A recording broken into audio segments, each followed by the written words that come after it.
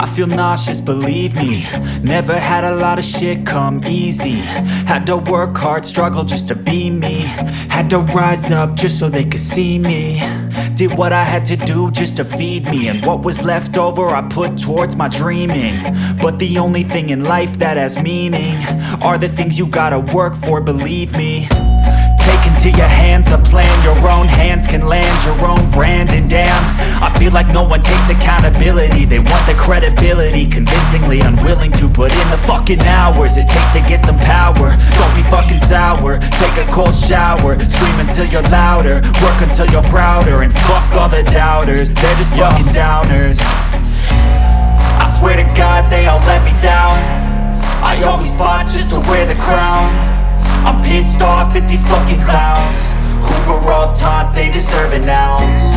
It's only worth it if you work for it. It's only worth it if you